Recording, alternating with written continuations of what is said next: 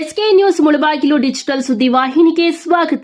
ತಾಲೂಕಿನ ಯಾವುದೇ ಭೂ ಹಗರಣಕ್ಕೆ ನಾವು ಅವಕಾಶ ನೀಡೋದಿಲ್ಲ.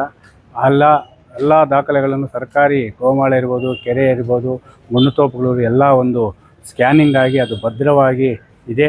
ಕಂದಾಯ ಮಂತ್ರಿಗಳ ಆದೇಶದಂತೆ ಮತ್ತು ಜಿಲ್ಲಾಧಿಕಾರಿಗಳ ಸೂಚನೆಯಂತೆ ನಾವು ಯಾವುದೇ ಒಂದು ಅಕ್ರಮ ಖಾತೆಗಳನ್ನಾಗಲಿ ಸಾಗುವಳಿ ಚೀಟಿಗಳನ್ನಾಗಲಿ ಆಗ್ತಾ ಇಲ್ಲ.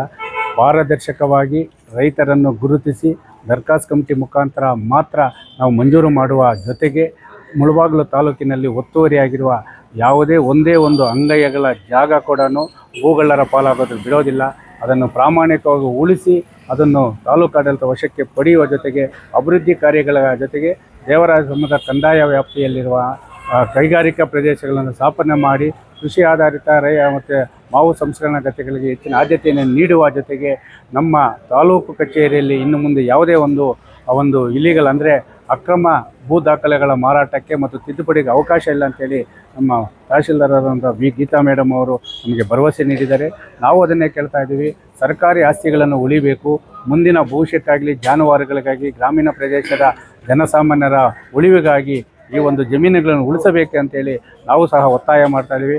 ಇನ್ನೂ ಒತ್ತುವರಿಯಾಗಿರುವ ಜಮೀನುಗಳನ್ನು ತೆರವುಗೊಳಿಸಲು ಸರ್ವೆ ಇಲಾಖೆಯ ಸರ್ವೆ ಅಧಿಕಾರಿಗಳ ಸಮಸ್ಯೆ ಇರೋದರಿಂದ ಈ ಕೂಡಲೇ ಸಂಬಂಧಪಟ್ಟ ಮಾನ್ಯ ಜಿಲ್ಲಾಧಿಕಾರಿಗಳನ್ನು ಮತ್ತು ಅಪರ ಜಿಲ್ಲಾಧಿಕಾರಿಗಳು ಮತ್ತು ಉಪವಿಭಾಗಾಧಿಕಾರಿಗಳು ರೈತ ಸಂಘದ ನಾವು ಒತ್ತಡ ಹಾಕಿ ಮುಳಬಾಗಿಲು ತಾಲೂಕಿನ ಭೂಗಳ್ಳರ ಕಪಿಮುಷ್ಟಿಯಲ್ಲಿರುವ ಸರ್ಕಾರಿ ಜಮೀನುಗಳನ್ನು ಒತ್ತುವರಿ ತೆರವುಗೊಳಿಸಲು ವಿಶೇಷವಾದ ಒಂದು ಸರ್ವೆ ಅಧಿಕಾರಿಗಳನ್ನು ನೇಮಕ ಮಾಡಲೇಬೇಕು, ತಾಲೂಕು ಕಡೆಗೆ ಸಂಧಿಸಬೇಕಂತ ನಾವು ಸಹ ಮನೆ ಜಿಲ್ಲಾಧಿಕಾರಿಗಳನ್ನು ಈ ಮೂಲಕ ಒತ್ತಾಯ ಮಾಡಿ ನಾವು ಹೇಳಿದಷ್ಟೇ ರೈತ ಸಂಘದಿಂದ ಪ್ರಾಮಾಣಿಕವಾಗಿ ಈ ಒಂದು ಮುಳಬಾಗಿಲು ತಾಲೂಕಿನ ಭೂಗಳ್ಳರ ಹಟಾವು, ಸರ್ಕಾರಿ ಆಸ್ತಿಗಳು ಬಚಾವೋ ಎಂಬ ಒಂದು ಹೋರಾಟವನ್ನು ಮಾಡುವ ಮುಖಾಂತರ ಸರ್ಕಾರಿ ಆಸ್ತಿಗಳನ್ನು ಉಳಿಸುವ ಜೊತೆಗೆ ಪ್ರಾಮಾಣಿಕವಾಗಿ ಸರ್ಕಾರಿ ಆಸ್ತಿಗಳನ್ನು ಉಳಿಸಲು ಮುಂದಾಗಿರುವ ತಾಲೂಕು ದಂಡಾಧಿಕಾರಿಗಳಿಗೆ ರೈತ ಸಂಘದಿಂದ ಸಂಪೂರ್ಣವಾದ ಬೆಂಬಲವನ್ನು ನೀಡುವ ಒಂದು ಭರವಸೆ ನೀಡ್ತಾ ಇದೆ.